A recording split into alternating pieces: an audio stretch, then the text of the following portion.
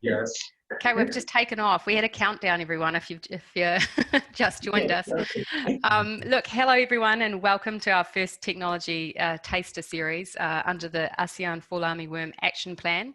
My name is Dr. Alison Watson, and I will be your moderator for today's session. And I'm joined by some super exciting speakers today. Just in case you missed this at the start, if you've got any technical issues, try logging off or on and on. Send a message to Grow Asia in the chat box if you would like to do that. The way we actually interact today is by using the Q&A box. So if you have any questions, and we really encourage those questions to come through, please put those in the question and answer box. You can also use chat if you just want to make a general comment. If you want to say, great speech, you want to share some work that you're doing with us, chuck it in the chat box, but questions go in the Q&A box. If you could rename yourself, that would be handy. You can do that by just going under the participants, pressing more, and you'll see a rename button. And please just put your name and organisation if you can. And if you really have a burning question and you want to ask that verbally or make a comment, please raise your hand, and if we have time, we'll give you that opportunity. So just here, we have a very busy schedule with some exciting speakers. Before we start, we normally just warm up the room just to see who is in the room with us. And so I'm going to ask Pranav, I think I chucked in a little poll there for everyone to answer. Could you launch that? There we go. So what we'd like you to do, there's already over 134 people in the room, and we had 300 people register, so we should have a lot of people online today. If you could just select what best describes you. I'm going to wait a little bit longer so we can get most of you answering this poll. And I can see we've got a very strong representation actually from government, private sector and research organisation, and 1% pharma, which is excellent. We'd like to see more of that. We're going to make an effort. I said that last time too, but great to see that one person there, and we've got a small percentage of other in there as well, but it looks pretty even actually. Okay, so there's the results. So great to have sort of a third of research, private and government. So that's the sort of triple the triple grouping that we quite like to see actually. Okay, so we're going to stop that poll, and I'll move on to the next slide, and that is a welcome. I'll just move this. Can I move that? Yep, I can. So I'd now like to introduce Graham Dixie, the Executive Director from Grow Asia, to give a brief welcome. Graham? Yes.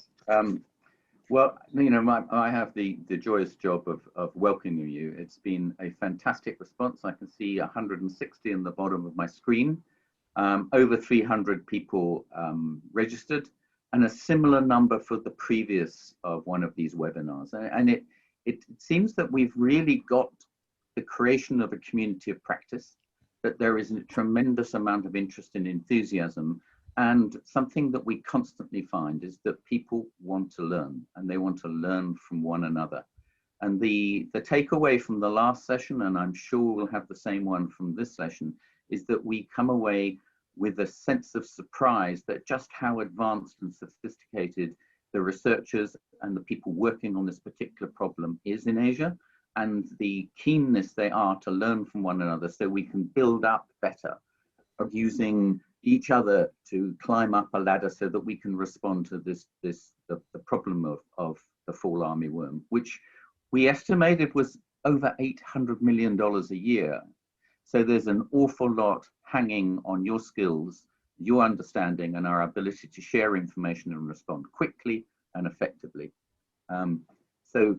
Thank you very much for attending, and we look forward to the presentations.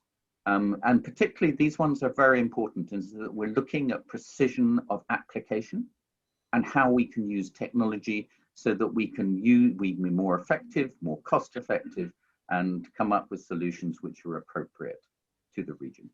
So I'll leave it at that, but I'm going to very much look forward to presentations from across the region. And I ought to pay a particular thanks to Phil Abrams from CAAS, who's woken up at 3 a.m. in the morning in England to join us. So a special thanks to you, Phil.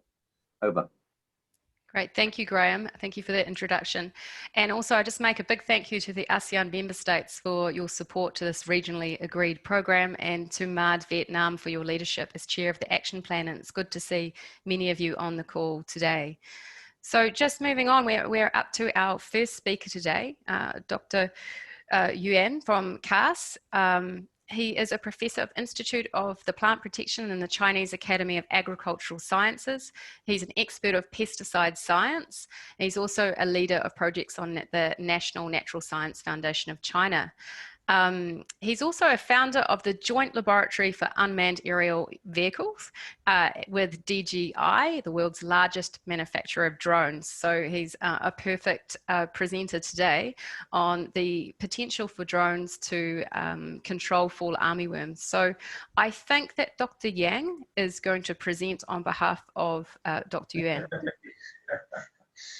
Dr. Yang? Okay. Just, I will move the slide. Okay.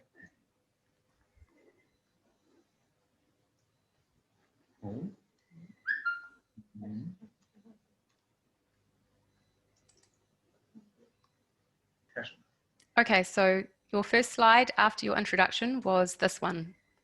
Oh,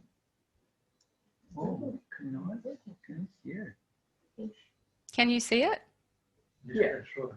Yeah, but that's not share the screen. Okay. Oh. No, I will move the slides for you. So just tell me when you want to move okay, to next slide. Yeah, next slide. Okay, great. Do you want to start on this slide? Yeah, it's okay. Okay. So are you going to, do you want to start presenting? Yes. 开始了，你开始讲了。OK， 对，这是他共享的。你共享的，这是他共享的，这你开始讲。OK。OK。Everyone, can I start? Yes, yes, you're welcome. Please do so. 开始了。哎呦 ，I cannot share screen. Do you not see the screen? Yeah. No. Can I share? Can I share? We can see the screen, but we can share the. Yeah. Can I share the screen? Compound. Do you want to put your own presentation up? Yeah. This is your presentation, so you can just talk to it and tell me when to press next slide. Yeah. She changed the slide. Oh, you changed the slide for me. Yes. Oh, okay. First slide. Okay. First slide. Okay. Okay. First, I will introduce the information of drone spraying in China. In the past 5 years, there were 73 increase in the number of drone aircraft used in Chinese agriculture, and also there were about 93 increase in the applied area of drone spraying in China. So, okay, the next. Okay, the needs of drone spraying for FAW management in China are: first, the drone spraying is welcome in mountain area because the drone spraying needs a very small amount of spray solution. And the second, drone spraying can be employed by smallholder farmers and groups of farmers. Third, drone spraying is labor saving and low cost. The estimated cost of drone spraying is about $20 per hectare. Okay, next.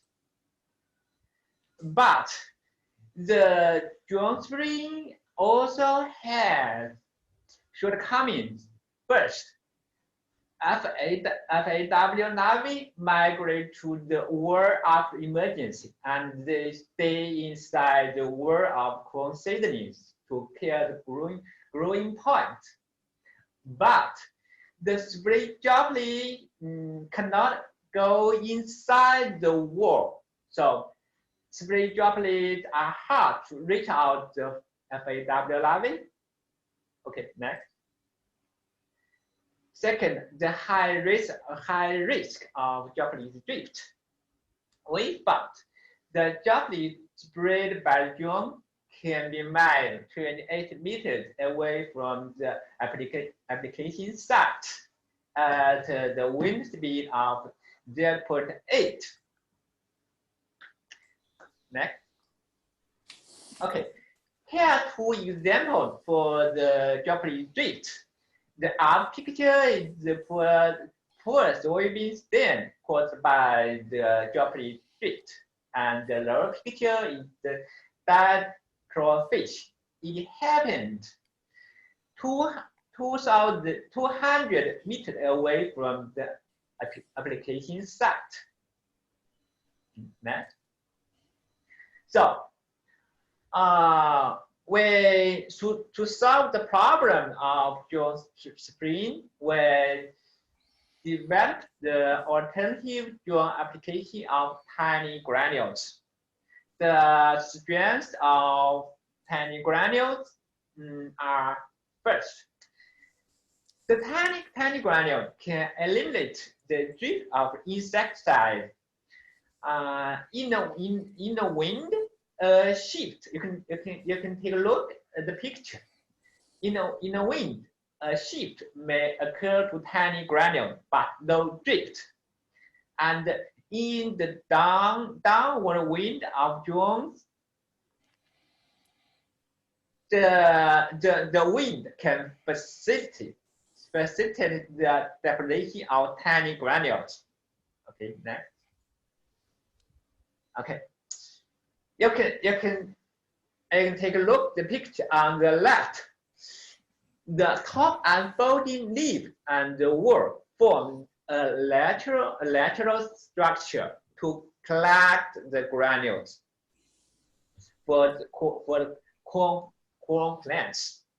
And in the downwind of a drone, the granule can be blown into the whorl, even at the bottom of whorl. You can take a look at the picture on the right. Next. Okay.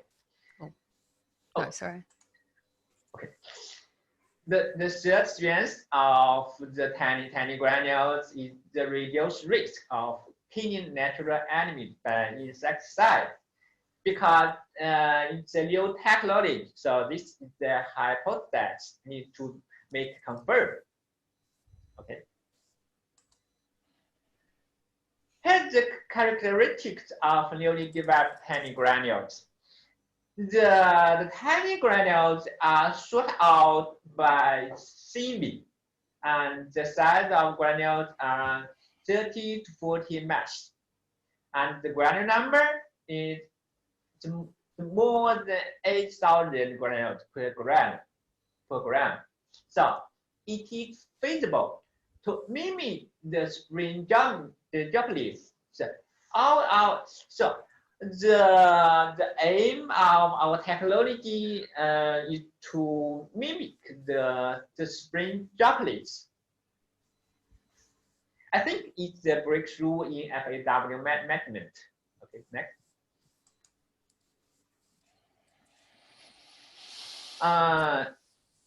For good coverage of tiny granules and leaf, the granule size and granule number are two very important parameters. You can say the first two rows, that's the commercial granules. For the coverage, there will be less than 1 granule per square centimeter, and the lower two rows, that's the self-made granules, especially the the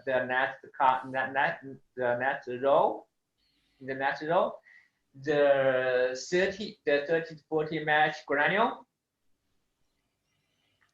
There will be more than 10 granules per square centimeter. So next. Okay. For good coverage of tiny granules on leaves, less than 1 millimeter granules are needed. And then next. But it's a challenge to manufacture the less than 1 millimeter granule, but now we can make it. Next. Here, I introduce the main flight parameters. The flight height in the range of 1.5 to 3.5 meters. A lower flight height can increase the population of tiny granules in the world. Next. Next. Okay. The flight velocity. On the left, the velocity is 4 meters per second. On the right, the velocity is 6 meters per second. You can say, oh, sorry. So, at the velocity of 4 meters per second, more granules deposit in the wall of plants. Okay, next. Okay. Here's the distribution of granules in the canopy of corn plants. The highlight column are habitat of FAW larvae. You can see effective deposition of tiny granules in FAW habitat. Okay, next. It's the control effect of tiny granules through drone application. Okay. For granule application, the control effect is more than 80%. But for drone spray, the control effect only 77. So the granule application is better than drone spray. Okay, next. Besides FAW management, the tiny granule technology can be used in corn border, sugarcane border, and soil pest insect management.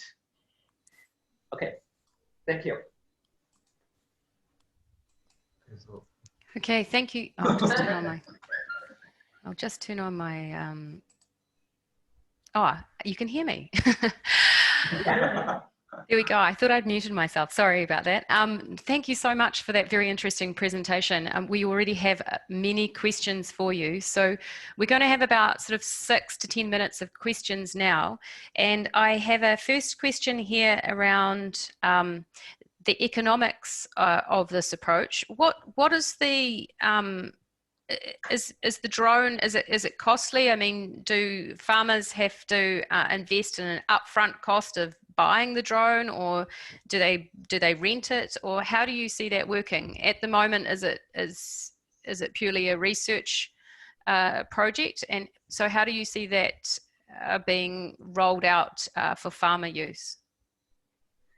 You mean the cost just for drone spraying, not cost of the pesticide. Okay, great. And here's a question from Romy Burano. What type of drones do you use, and where can you buy them? It's a good question. I think, I know each manufacturer of drone, they install the granule applicate, and yes, you can buy it. Yes. I've got a question here from Prasanta Patra.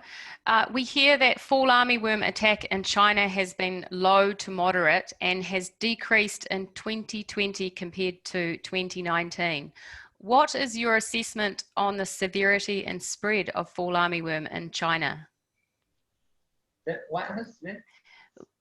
What is your assessment on the severity and spread of fall armyworm this year in China? Is it worse than last year, or is it better than last year? The fall armyworm attack.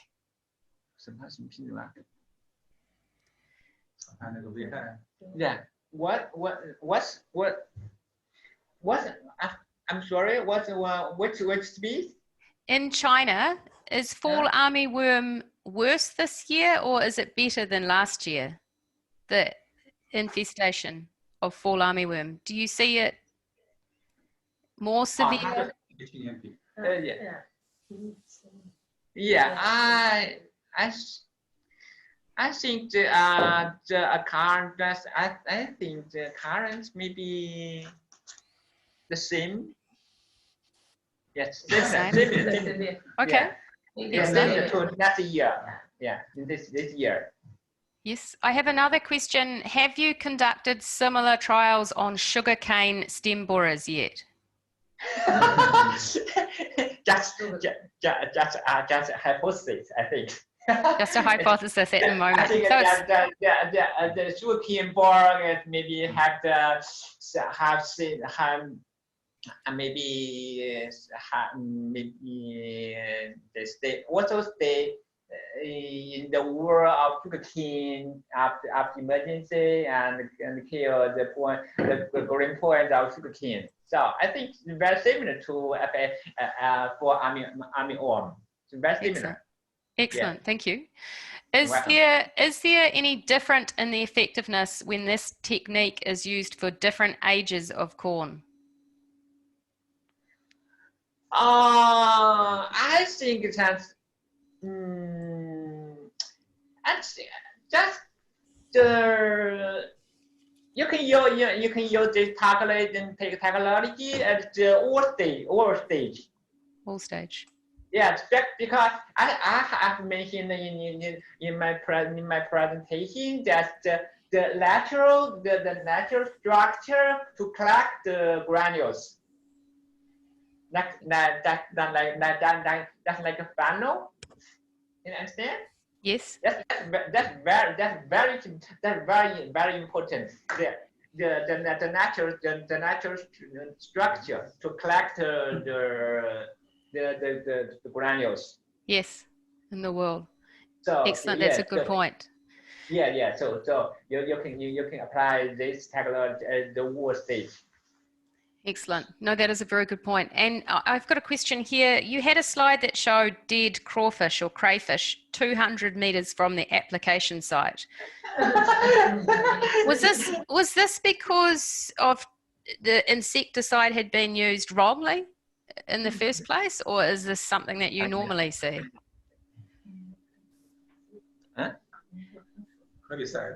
不，那个是那个龙虾。不，它这是在哪个肉上？水稻 paddy field. Oh, right. Yeah. You read the Chinese. Paddy rice. Yeah. Pest management in rice. Oh, was it? Okay.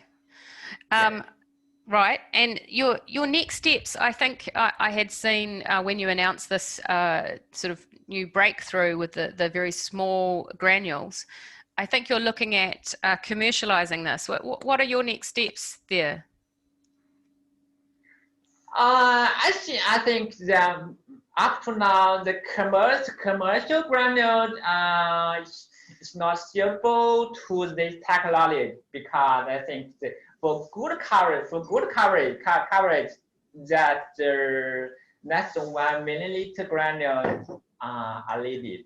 They are not commercial. Sorry. So I'm trying to make them commercial now. Excellent. So that's what you're working on, your next steps. Yeah. I have a question here around here's a very specific question around the manufacturing process of the granules. You did say this was a challenge at this small size. Somebody is asking, will it block the nozzles? I guess where it's so small, what is required to get the product size to less than 1 millimeter? I think it's hard to very hard to answer this question because I cannot estimate the price of the tiny granules. Maybe I think should be similar to regular formulations of pesticide. Should I guess. Okay. Another quick question, because we're going to move on to our next speaker soon. But how many times do you need to apply per crop cycle on your experimental crops, for example? You have a cost of 20 USD per hectare, I think. That was per application. And do you need only one application, or do you need multiple applications? Oh, maybe I cannot answer, and also I cannot answer this question because I just developed this technology. I'll conduct more research to answer this. I think Next step. yes, maybe I think.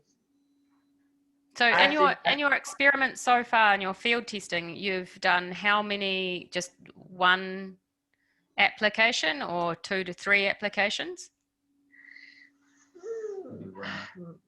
Maybe I think that depends on the current of the FAW. I think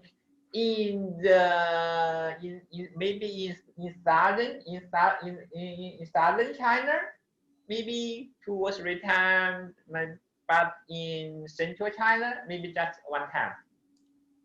Okay, excellent. Now we have 2 people who have raised their hands. I'm probably just going to choose one. Pranav, are you able to see those people? And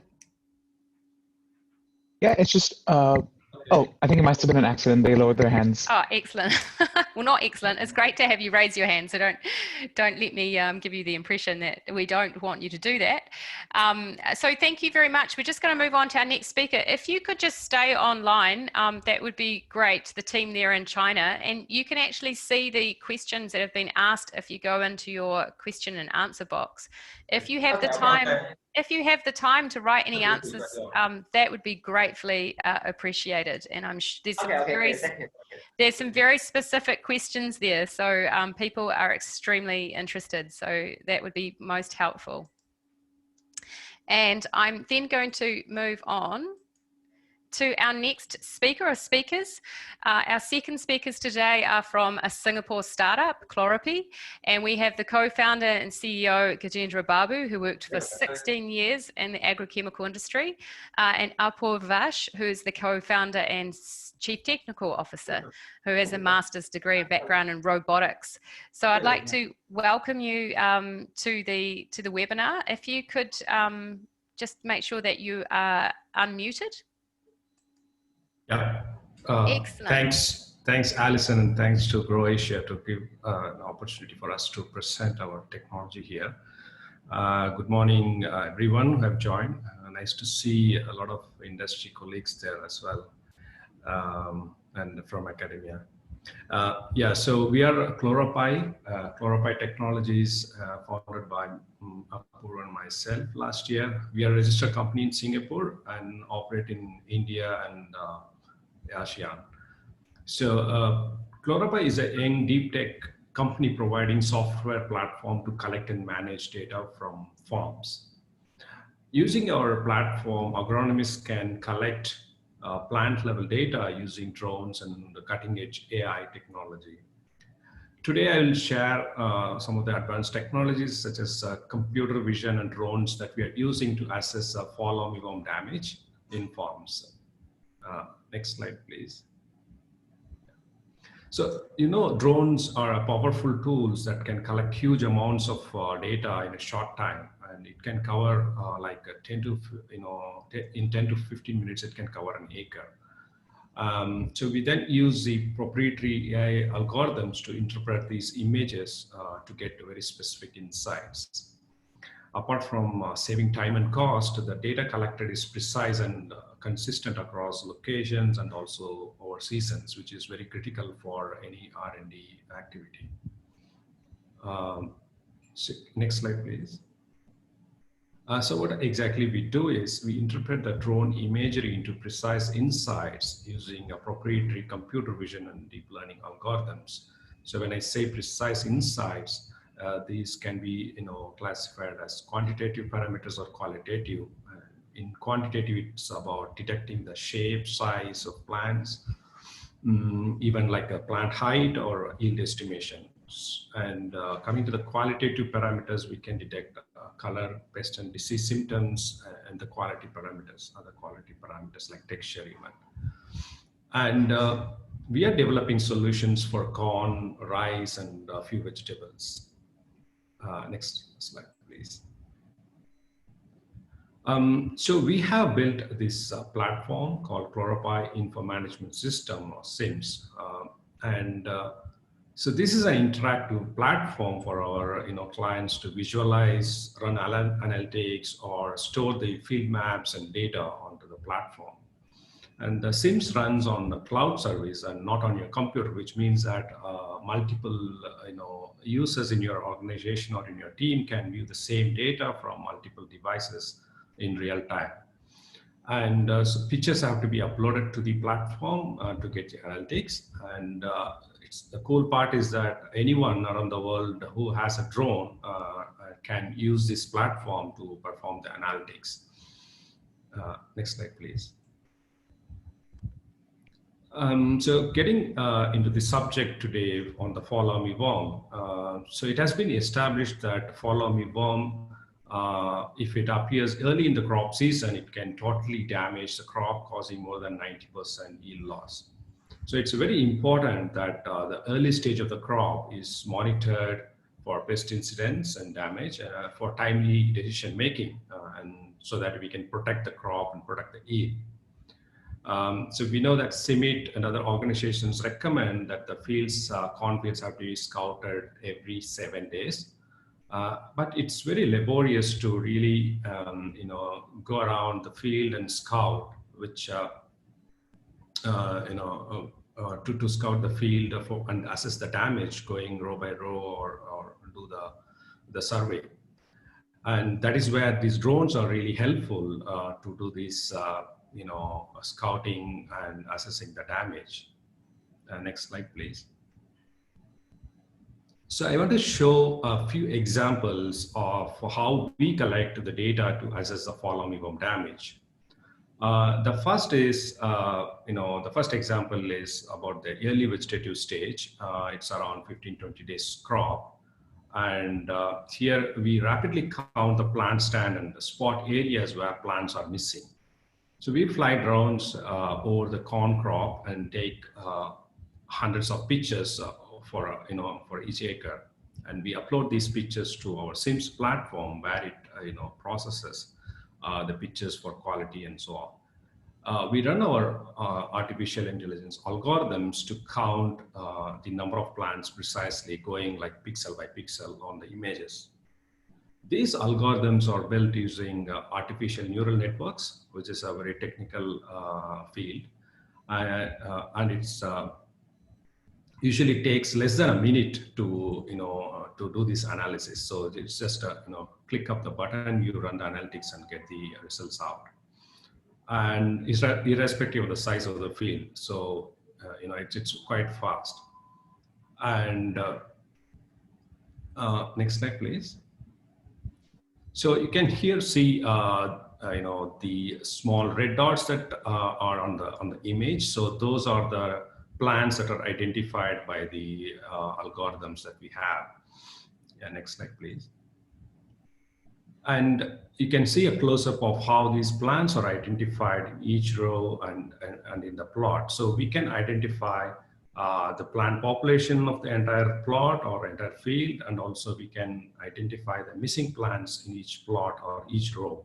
So it's the tool is very interactive, and the users, the agronomists, can really choose which area they want to count, or which area they want to assess the damage, and these data can be uploaded from this platform as a CSV file to a Excel sheet. And using this technology, we are assessing the efficacy of different control methods. And right now we are using this to assess the seed treatment efficacy in large field trials. And we are now doing for few companies. We are offering this for a few companies now. Yeah. Next slide, please. And in a very similar way, we also use this same technology to assess the damage of the fall armyworm in the vegetative stage. So this is around 35 days old crop. And here our algorithms detects the symptoms from the images and classify them into 4 classes, like healthy, low damage, medium damage, or severe damage, based on the fall armyworm symptoms. So as I mentioned, the algorithm really runs pixel by pixel to identify the damage, and then it classifies these plants into these four different buckets. Yeah, and similarly, the data can be exported to the Excel sheet. And yeah, please next slide, please. And we can use these technologies to assess the fall armyworm damage in research trials to precisely quantify efficacy of the control methods. It could be the seed treatment methods, or it could be the foliar sprays, or even it could be used for estimating the efficacy of biological control. Or this can be also used in seed production and commercial farms to monitor and take control measures, and to know whether the damage has crossed the economic threshold level, so that the pesticide sprays can be done. And so though drones are very powerful tools to collect images and do all this analytics, but they also have some limitations, such as we can't use these tools or the drones to scan large acreages in a short time, because it's not so scalable. So satellite imagery can be a useful tool to fill this gap. Unfortunately, satellite imagery also has limitations in terms of image resolution. They can't pick up all the details of the fall armyworm damage, because it's not really possible. And also the cost is another major factor. So fusing drone imagery and satellite imagery could be an ideal solution to monitor the geographical spread of fall armyworm and give early warning system to farmers at a regional level. So we are not yet there, but we are looking for partners to work with, so that we have, we can deliver this kind of solution jointly. Yeah, I think that's all I have. Thanks for your listening. Excellent. Thank you very much, Gajendra. And I'm not sure if Apoorv is going to join us, but I've got lots of questions coming in. So thank you so much for that presentation and giving us some insight into your solution for fall armyworm.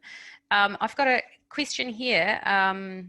Is there any specific type of drone that has to be used to capture images? Yeah, Apoorv has joined us here, and maybe he can answer that as well. Right. Yeah. Hopefully I'm audible.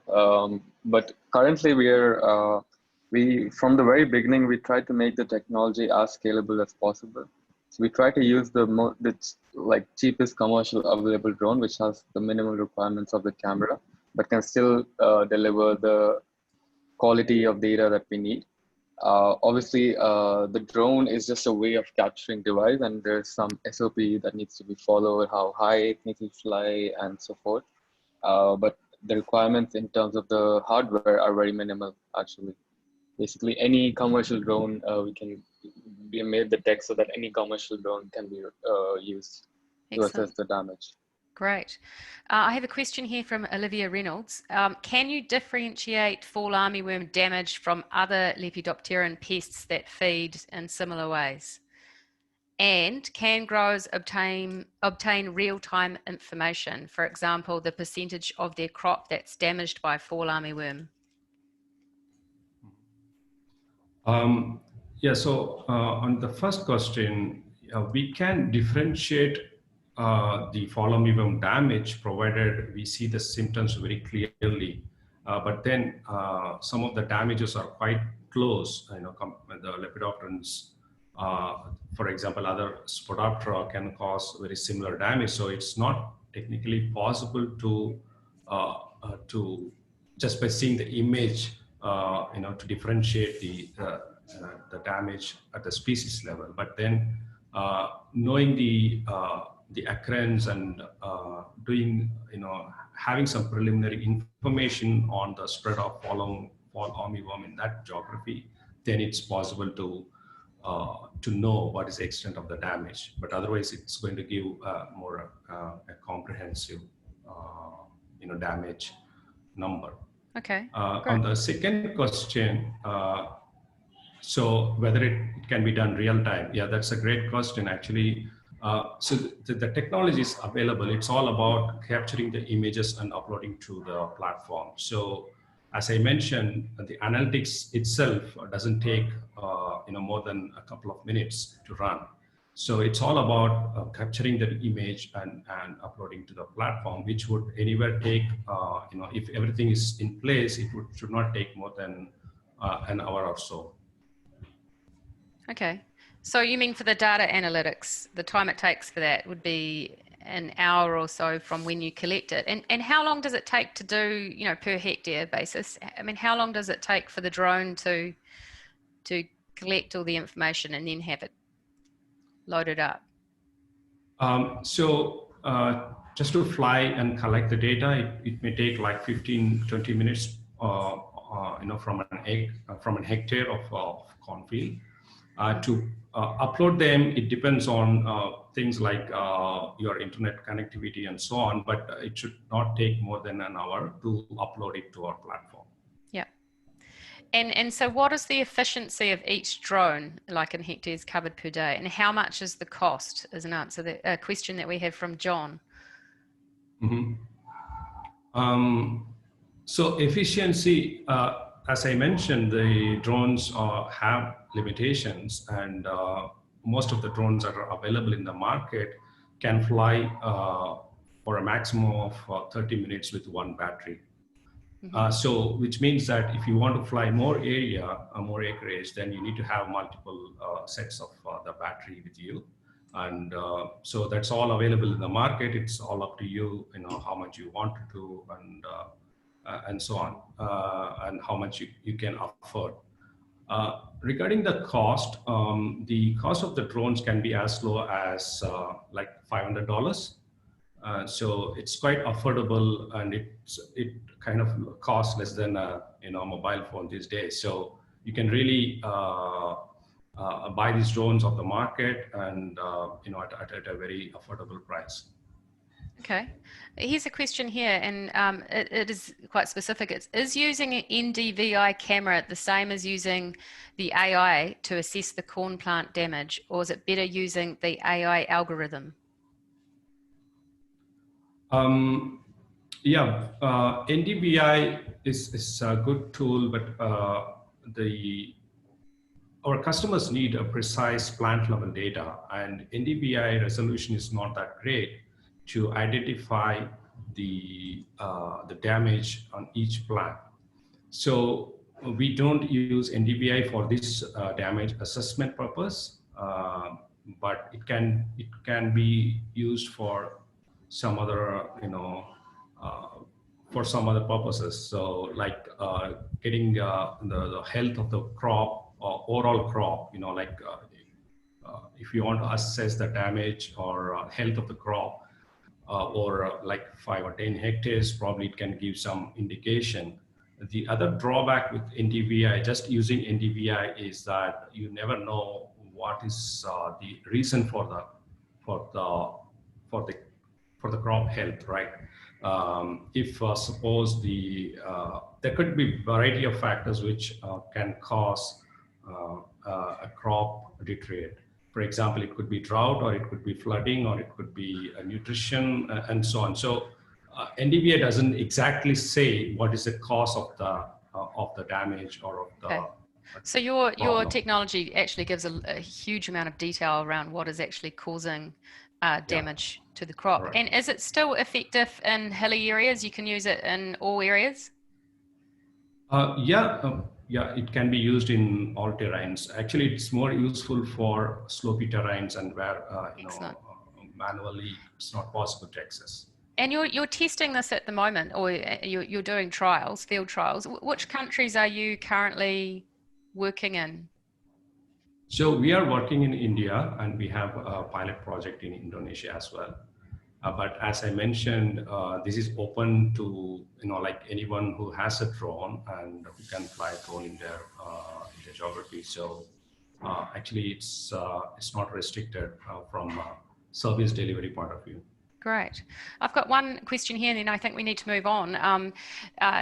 This question is, how do you commercialize this technology? Do you provide the service and charge per hectare basis to the farmers, or do you have another model in mind? Yeah, that's exactly. So we charge as per the area covered, because it's all about how much data we process and what kind of analytics we provide. Yeah. Excellent. Thank you. Thank you so much for your presentation. Now, I'm just going to ask you to do the same thing, actually, both of you.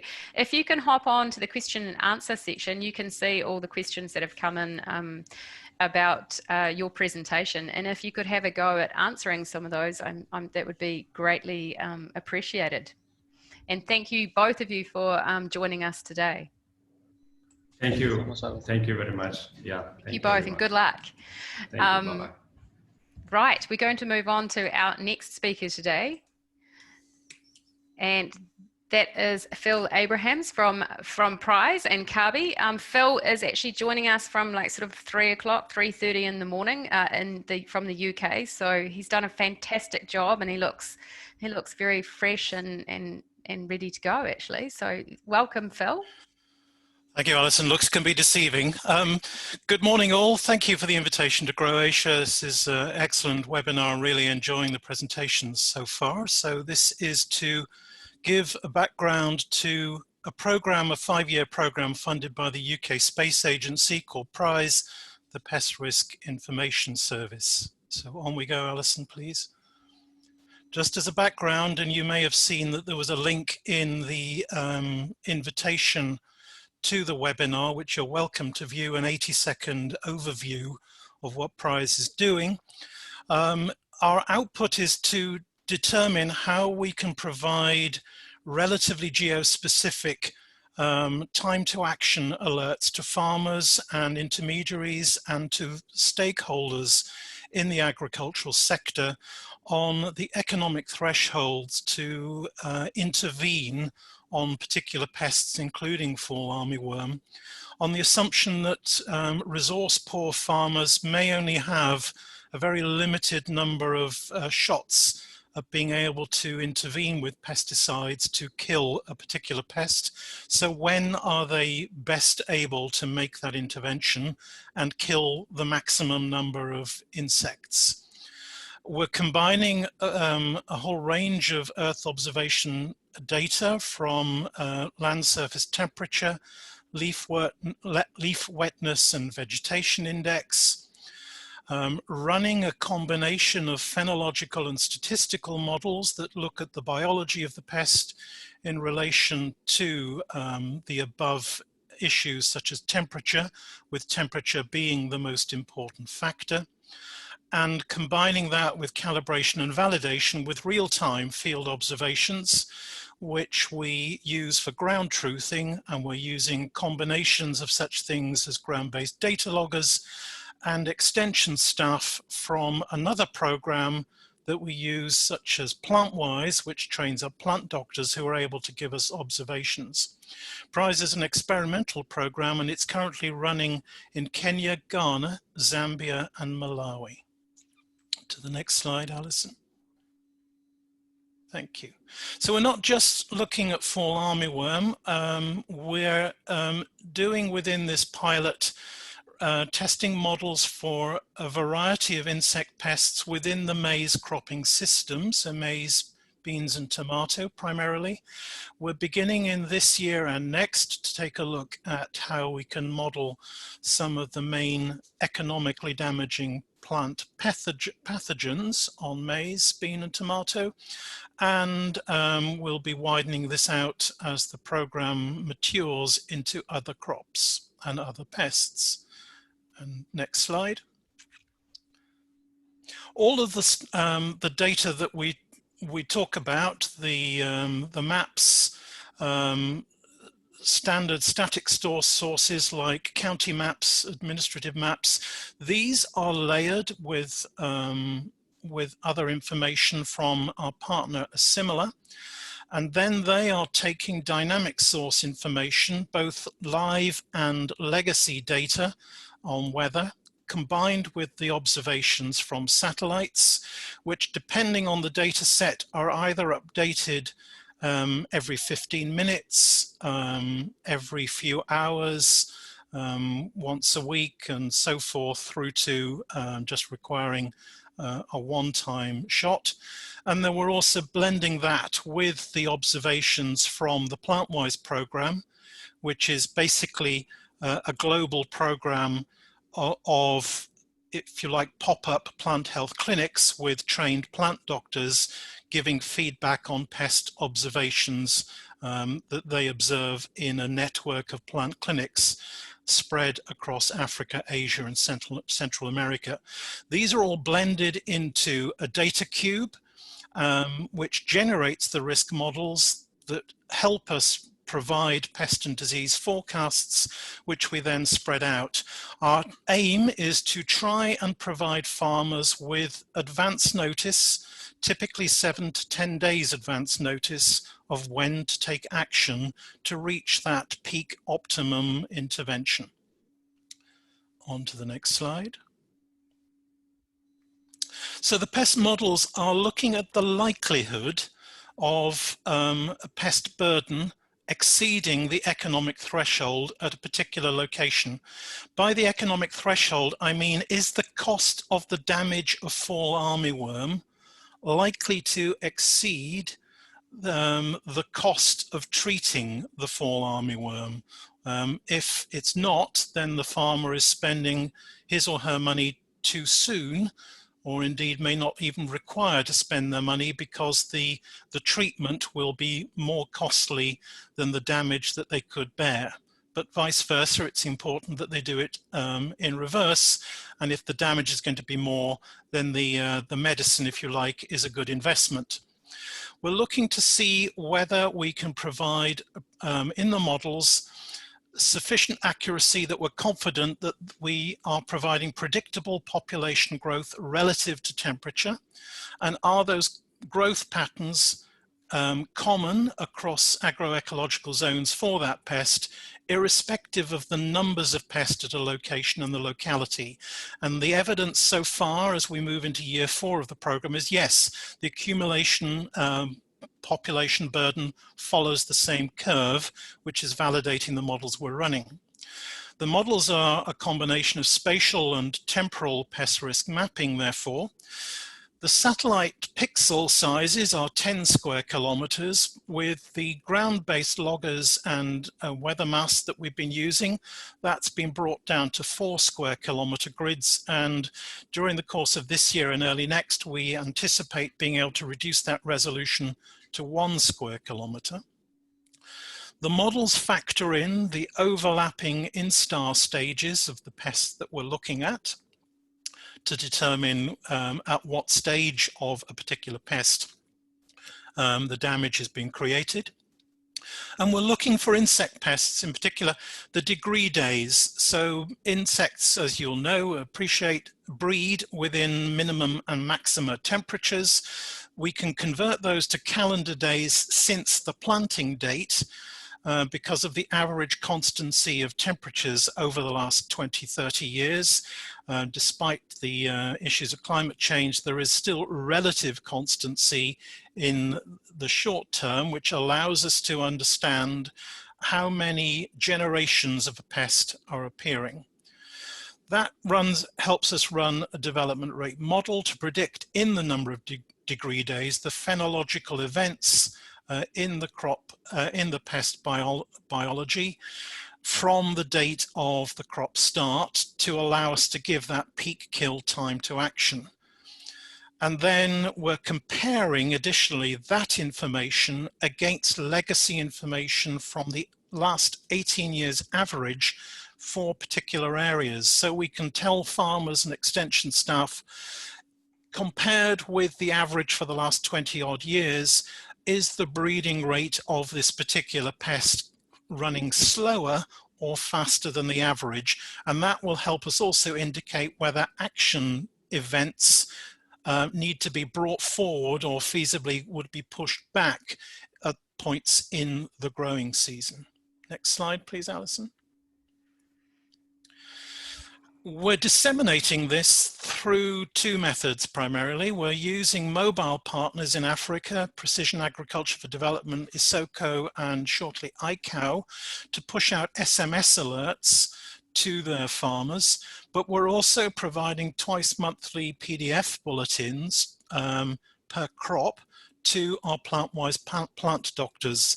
These contain a mapped pest forecast for the plant doctor, linked with plant-wise pest management decision guide recommendations, which are available to them, indeed to all of you, open access on the plant-wise website, and Met Department rainfall forecasts. And that then means that the plant doctors or other extension officers who know their farmer clients can provide them with customized information. With PAD, we ran last season a survey in Kenya on the understanding of the fall armyworm results. Those results have just recently come in. Farmers reported about 87% fully understood the fall armyworm alerts that they were receiving via SMS. 60% of them actively changed their farming practices, reporting a positive outcome. 43% of farmers changed the spraying date of their crop based on the alerts, but interestingly, no farmers sprayed more as a consequence of the alerts. There was no significant statistical difference in the spraying totals, but also encouragingly, farmers' behavior and knowledge improved through the service that they were getting. They were more aware and more likely to seek further information, more likely to scout their farm for evidence of damage and then take action. On to the next slide. Here is an example of the bulletin that we send to our plant doctors. So this was dated in April of this year. It provides heat maps of the midpoint, the number of days to wait from the planting date until the farmer should take control actions, and a plus or minus midpoint value that gives farmers via the extension agent a range of time in which to take the control action. And the extension officer is provided with additional information that they can decide to pass on about what symptom of the instar to look out for on the crop and what intervention is recommended using IPM-based recommendations to intervene. On we go. We, of course, like any program, suffer challenges and need to confront these. As ever, with a technology-led program, data is the big issue. And if this program is to extend to Asia, we would expect that to be seen as well. the Asian context of fall armyworm geopresence and whether it's now a resident or indigenous pest is important to understand across the ASEAN countries. If it's still an invasive pest, there may need to be some inclusion of dispersal modeling in what we do. Just going to interrupt, Phil. You've just got probably 30 seconds if you could just summarize your... Thanks. So user overload, we can provide too much information, so we need to cluster in alerts, we need to do data corrections, and there are unexpected events. One of our weather masts was attacked by an amorous giraffe, for example. Next slide. Hello, thank you. Yep. In terms of value for money, the cost effectiveness was compared against manual field data collection and drone data collection. The prize approach was 3p per £1 uplift in project costs in terms of yield benefits, as opposed to manual field data with weather stations of 22p and drones of 7p. And the next slide, finally. Have you got it? Thank you. If we were to extend prize to Asia, well, we believe it's transferable as a concept. The Asian fall armyworm is the same species as Africa, so the models would apply. We're already running Earth observation projects in Colombia, and in terms of bioefficacy in China. Other models also, by the way, are on the way on potato. It will need to work with a mixed farmer extension model. We can either use the plant-wise network, or maybe there are business to consumer mobile or platform services that we can collaborate with.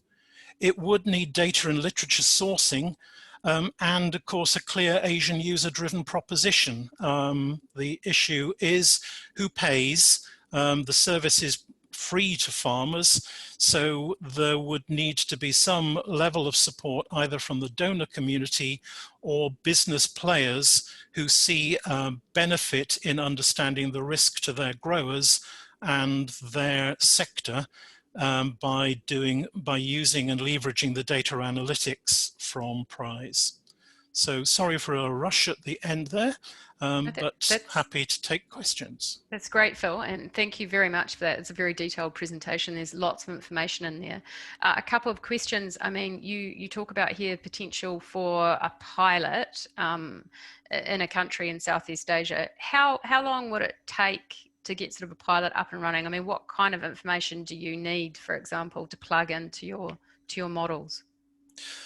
For fall armyworm, as I say, the model is available to run. We could pretty much run the model from now and do some testing across the literature as well, but that wouldn't be an issue. I think what we would need to do is to seek replicated data on field population dynamics across some agroecological zones. That would allow us to calibrate the local conditions and allow us also to understand what the status is of fall armyworm invasion in one of the ASEAN countries that GrowAsia is linked with. But, you know, I think that feasibly could be done within a matter of months. I wonder whether my science colleagues listening on the call would be sort of tearing their hair out at that claim, but I think that's feasible, given that data. Okay. Now, there's also a lot of information that's collected that isn't visible in this data cube that you were talking about, because you're giving sort of a limited sort of information to the farmer through a extension agent, but you're also collecting all this information with all this mapping and overlaying of different models and maps. Who might be able to access that information? Is that sort of locked away somewhere and no one can see it? Or is there a feasibility in the future that other stakeholders can access that, like regulators or other digital IPM providers? So for our in-country partners, we're making the data available open access. What we tend to find, though, is that what they appreciate is if we do the data analytics, so they don't have to. For the private sector, we would most likely charge an access fee.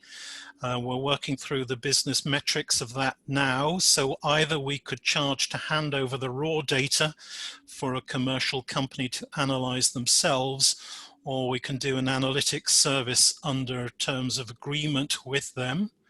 For the academic sector, we're looking at doing a sort of shared data model so that we can open up the data under license to particular academic users in exchange for being able to blend their own data with ours so that we can grow and learn together by combining data sets. Great. Okay, Phil, we have to move on to our next speaker, but I'd like to say thank you very much for joining us at this very early time. It's an extremely interesting potential project here for Southeast Asia. And I really like this economic threshold idea, bringing that in and clearly giving information to farmers and using the extension agents as a point for farmer contact as well. So thank you very much, Phil. If you can see the questions and answers, you may be able to answer some that are coming through. Feel free to have a browse in there and see what you can respond to. But I'm going to move on to the next speaker, who's also going to be talking about digital IPM and farmer communication. So I'll just flick through here to introduce Liron Brish, CEO of US digital IPM tool FarmDog. Now, Liron is going to share with us today how FarmDog connects with farmers and builds off their strengths as expert advisors in the field. And so while there's going to be some differences, of course, from farming systems in the US versus Southeast Asia, many differences, there's also some things in common also. And I think farmers are in the field every day. They care about their crops. It's their livelihood.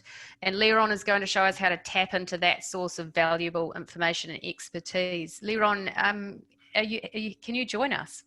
Yes, I'm here. Can you hear me? Excellent. Yes, we can. Perfect. Thank you very much, Alison, and thank you, Grow Asia, for having me. And it was a pleasure to hear about all the other initiatives going on there. So, as Alison mentioned, I'm Liron Brish. I'm the founder and CEO of FarmDog. Going to give slightly different perspective. We are based out of California. Most of our work today is in North America, with some pockets in Latin America, excuse me, Europe, and some in Asia as well. Next, please. So I'm not going to focus on the right side. We all know that we need to get better in our pesticide use and its efficacy and how it affects the environment. What I'm going to focus on is the left side, which is the analog aspect of how we deal with pest and disease issues today. This is a photograph of me out in the field just a couple years ago out here in the States. And really the issue that we see is that to get to better pest and disease management decisions, whether it's fall armyworm, whether it's a disease, whether it's some other pest, we really need to be able to leverage this data that folks are creating out in the field. Phil's mentioned ground truthing, a few other folks mentioned ground truthing, is really how do we leverage that ground truth data into better decision making. Next, please. And so that's what FarmDog, the FarmDog platform is. It's a mobile and web-based platform that really starts from a field management aspect, which is moving that person from pen and paper to a digital app, and then utilizing that information that they're using into verification, compliance, sustainability benchmarking, efficacy benchmarking, and then all the way to supply chain integration. I'm just going to mention this very, very briefly. Dr. Yuan and his team spraying from drones. We've done that. We're not a drone spraying company, but we've leveraged the data that our users have inputted, integrated with a drone spraying company to really complete that supply chain integration. But it starts from that data entry from the user. Next, please. And so this is what it looks like. We move from pen and paper to our app. It's just an easy digital data entry platform that starts at analog to digital transformation. When I go speak to a user, and our users are agronomists, researchers, and government folks, I don't talk about, hey, we're going to save you on pesticides, or hey, we're going to increase the yield. What I say is, what FarmDog can do is we're going to save you time out in the field and improve your communication. Why? because you, the user, or the advanced sophisticated, using Graham's words from earlier, the advanced sophisticated users that frankly today are wasting too much time on the administrative aspect of collecting information, sharing that information, and unfortunately losing that available time to the stuff that you're really good at, which is analyzing the information and taking that information and getting to insights and getting to actual insights to figure out what to do out in the field. Next, please. By virtue of what we what we've built, and I'll get into more of the details in a bit, that day one value proposition with time savings and improved communication, that leads to adoption, right? And so on the left, you see some of the accolades that we've received out here in the U.S. Top 20 app you should know for 2020 and beyond. Top 9 app you shouldn't farm without. We were being used on about 28 U.S. states back in July, 6 Canadian provinces, 1 state in Mexico. And our users collected over 70,000 field observations. What do I mean by field observation? That is a pest type, severity level to that pest, and all geo-referenced to a field. So Fall Armyworm, severity level high. Fall Armyworm, severity level 8 per 20 plants. Fall Armyworm, severity level 20%. Whatever severity level that our users utilize, we're able to support that. We collect those observations. And really help them focus on the so what. Next slide, please. And the way we use that, I mentioned that we work kind of with folks across the board. This is just a case study from our work with the University of Arkansas. We've got about 60 or so University of Arkansas extension agents using FarmDog today. Arkansas is the top rice producing state in the United States, about $2 billion worth of rice a year. Excuse me. And by virtue of using FarmDog, about 100% of folks, sorry, I think I may have forgotten the legend on the right, but about 80% of folks have saved time using FarmDog. And this survey was actually taken about a month and a half after folks started using FarmDog. So very, very easy adoption and seeing value proposition right away. And you can see on the left-hand side, about 80 or 90% of folks are using FarmDog to share those field observations. Next slide, please. Now, I've talked about adoption. I've talked about data entry. That's great, but how do we get to those actionable insights, right? And so by virtue of how we're collecting the data, first of all, in a very easy way to collect it, but as importantly, in a standardized, structured, and georeferenced way, we can start to see data insights. So what you're seeing here on the left-hand side, see how pests and diseases are moving in a region. We're able to create in real time, based off of user input, how things are moving across your region, across countries, across states, across regions, whatever it may be, without having to deal with political boundaries, right? We take Fall Armyworm flies regardless of where the boundary starts and stops. So we're able to do that. What you're seeing in the middle is a visualization of the outbreak in a user's field. So you can actually see the cyclicality of the pest or disease out in the field. This is specifically a pest here. You can see the cyclicality of the generations. You can start to overlay weather on top of that. You can overlay treatments that were applied in the field. And now you can actually start to build out these real-time efficacy insights based off of user inputted data. And then on the right-hand side is operational best practices. What you're seeing here, this is a graph of when our users actually went out into the field and visited a field. So you can see a very nice bell curve. Our agronomists like to work in the middle of the day. By 5 p.m., by 4 p.m., they're at home going over what they found. But you can start to look at the operational aspect to benchmark yourself. And if you're on a managerial level, really just make sure that folks are doing what they're saying that they're doing. Next slide, please. So we get the data insights. Where it gets really interesting, in my opinion, and a few folks have touched on this, is getting those feedback loops in there, right? Because we all know that no matter how great our models are, they don't touch everywhere. We can't fly everywhere, but people can get to just about every spot in the field, and they're out there in their fields. And so what we can do with FarmDog, what you're seeing on the left is just a screenshot of the FarmDog app. What you're seeing in the middle is, and Alison, am I actually able to share my screen by any chance? Yeah, you could share your screen. Perfect. Okay, so I think you have to stop Maybe. sharing yours, and then I'll be able to share mine, and then I'll hand it back over to you. Sorry for doing this. Yeah, but- I'm just going to see if I can do it. Actually, it might be a little bit difficult. Maybe if we continue on Yeah, a little okay, bit. we'll and continue. then, Yeah, so what you're seeing in the middle, this is actually a project that we're working on with the U.S. Department of Agriculture. Each of the kind of red and green highlighted areas, as I'm sure you can guess, are fields. But what you're seeing in a field and those circles around the field are what we call kind of danger radii. And so working with a model that says, for this is specifically for whiteflies and cucurbits, that says if you're above an economic threshold in a field of cucurbits, then that field is actually dangerous to any other fields within a certain radius. And so that's what you're seeing there. So the fields that are in red are up at the top. They're in red. Those are already above threshold. The green field here in the middle that's highlighted, it's below threshold, but it's within a danger radius. So we actually need to be able to inform that grower, hey buddy, watch out, something is coming your way. And then the green field at the very bottom, below threshold and not in danger. Now, where does the feedback loop come in? The screenshot that you can see on the right, not sure if you can read it, but it says, have you seen armyworms in your fields? Yes or no?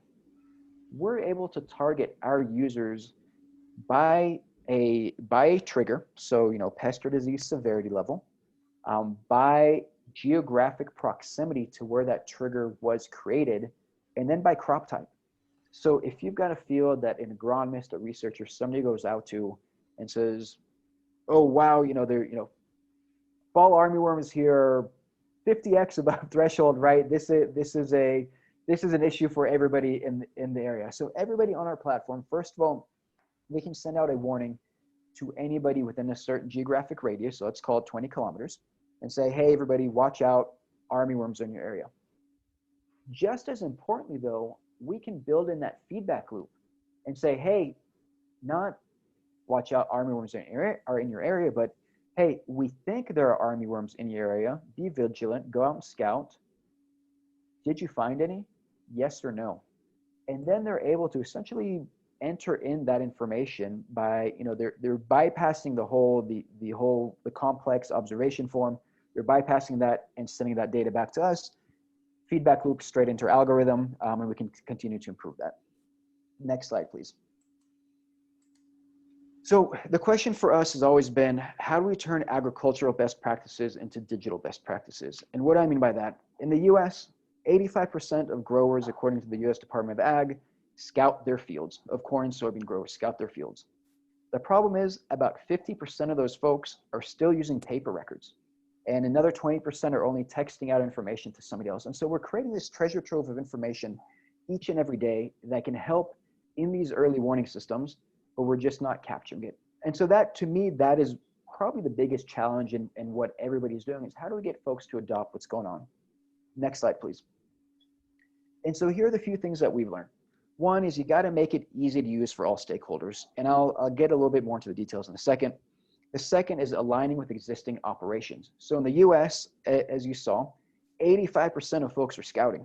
So when I go out to my potential new users, I don't tell them, hey, you need to adopt a new process. I say, keep doing what you're doing. I'm just going to save you time while doing it. And that's kind of the beachhead into this whole world of digital agriculture. And I'll talk about some of the really cool stuff that have been mentioned in drones and how all this stuff fits in. And then of course, the last part is actual insights. It doesn't help anybody if you're not giving them something to do with it. Next slide, please. And so what does easy to use mean from our perspective? One is multi-platform compatibility, iOS, Apple, and Android, low memory usage in the phone. Two, offline capability. I'm not familiar with kind of the network connectivity in areas in Southeast Asia. In the US and Canada, I'd say at least half of our users are working offline when they're using FarmDog. Another quarter of them are with really bad connections. So you got to make sure it works. The third aspect is making things customizable. I'd mentioned a full spectrum of types of severity scales. We don't force our users to use low, medium, high. If they were smiley faces and grumpy faces, they're able to use that. Maybe they call it fall armyworms, maybe they call it FAW, maybe they just call it armyworms. We allow our users to do all that. And then the last aspect is shareable. And this is, I think, a very key component as far as what our strategy has been, and in my opinion, what will create a very successful initiative anywhere for any pest or disease. Next slide, please. And by shareable, I mean, first of all, private-public partnerships. I think in the United States, if I look at what happened in the US and Canada in the beginning of precision agriculture, digital agriculture, whatever you want to call it, too many folks tried to do their own thing, and you had just parallel paths that there's a lot of overlap. And it's one of those situations where 1 + 1 = 3, right? And so here, for example, I use the extension and the USDA examples.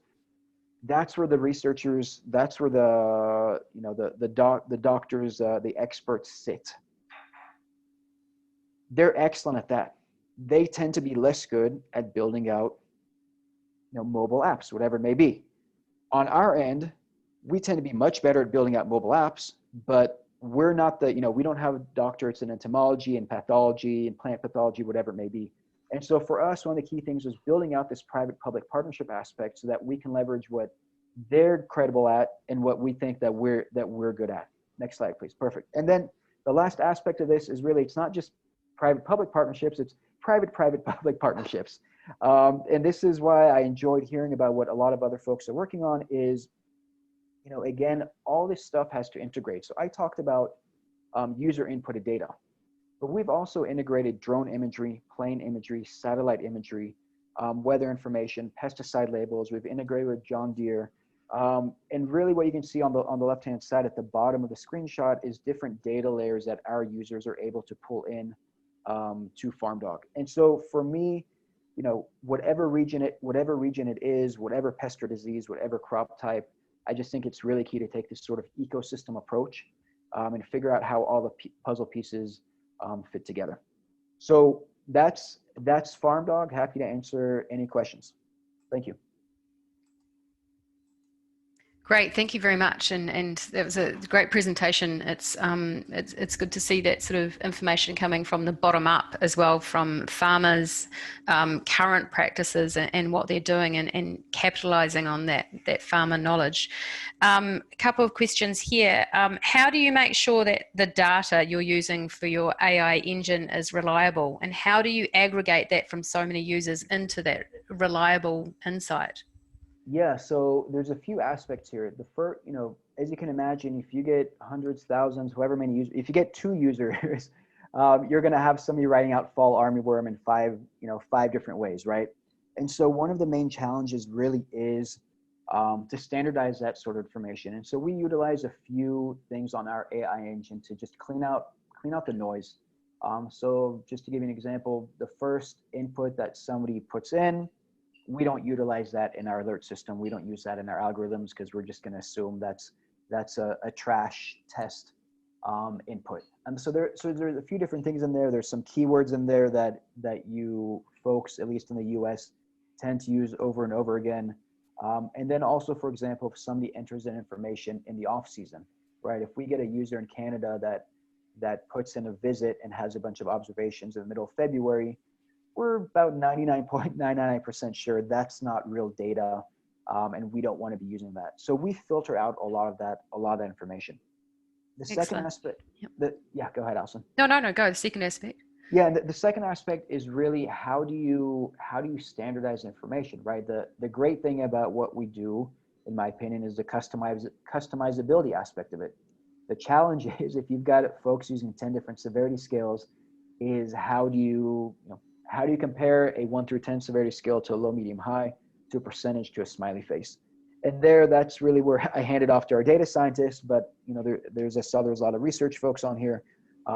It's really just about data standardization and trying to figure out what is a way that we can standardize everything to one cohesive scale, and then combining those.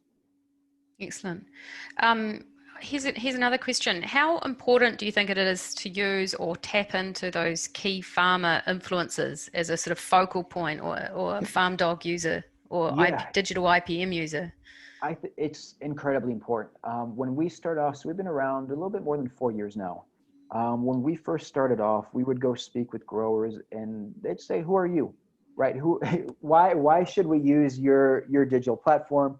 We have no idea who you are. You have not been to the farmer meetings the last 20 years. You're an outsider, right? And what we learned, or kind of, I won't say we learned, what we do now is really in each area, we try to connect with that, whether it's the influencer or whether it's a group of folks that everybody's already familiar with. So extension, for example, extension for us has been very powerful in terms of getting into new regions. By virtue of using extension, those are the what I call the original trusted advisors for farmers in an area. That allows us to get a foot in the door with other growers. It's working with folks such as John Deere. You know, I know different tractor companies have different strengths, brand strengths in different areas, but in the U.S., Deere is very strong, of course. So working with that local dealership, who then is the one that intros us to the grower or to the agronomist. So it's really, really important. That's one of the reasons on mine and Allison's first conversation, she had asked, you know, why are you not more active in Asia, Southeast Asia, wherever it may be? And the answer is really, you know, I could fly out. I would love to fly out again to Southeast Asia, but I would land, show up at the airport and not really know where to start. Right. And so it's really about getting those partners who have vetted your platform, who have vetted your software, and can bring you to a critical number of users. Okay, just quickly, one more. I've got one brief question. The prize presentation before, I think they were looking at ways how they can open up that back end information to potentially IPM digital providers such as yourself.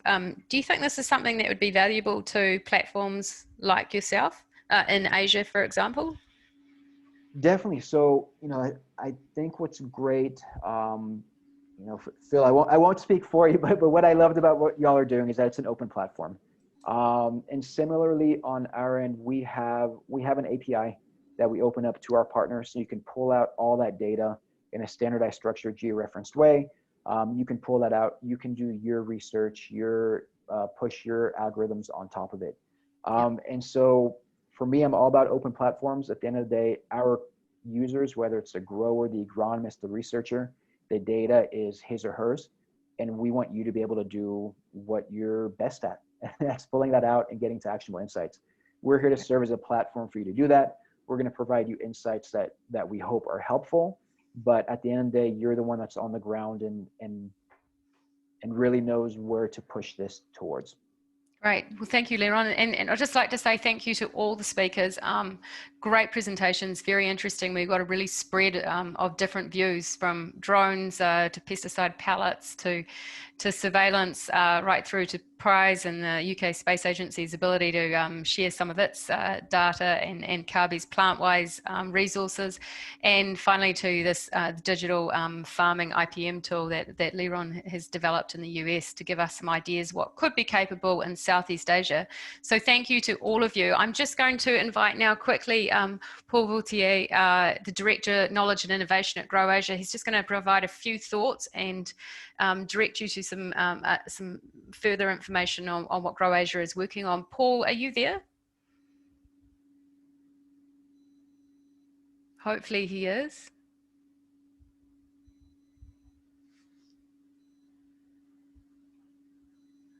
Maybe not. Paul? Pranav, can you see Paul online? No, I cannot. Oh, that's okay. We're almost, we actually only got 1 minute, and I can summarize just quickly. Paul did want to just say that there is a huge amount of information and resources that has been running through the digital program at GrowAsia. And what we will do is, when we share the presentations from this session, we will include a link to that, and that will also show the huge amount of other exciting companies and entrepreneurs and development that's happening in this digital IPM space. So we'll definitely be sharing that with you. So thank you today for joining us. That brings us to the end of our session. It's been a very full session with a lot of information. I saw lots of lots and lots of questions coming through, and many of them have been answered as well, and we will provide a report of the session. We've still got 206 people who have stayed right through to the final end. It's 11:30, we've finished dead on time. I'd also like to thank Pranav, our technical support person that you just heard then, and who's probably been helping people behind the scenes, and to Graham at the start. And last of all, I'd just like to thank everyone involved in the ASEAN Action Plan. And also I just acknowledge the support from CropLife Asia, who's has just announced lately that they will be helping support the development of our knowledge and innovation hub that will soon be online for the ASEAN Action Plan. So thank you to them as well. Thank you very much, everyone, and have a good, safe day. Bye. Bye.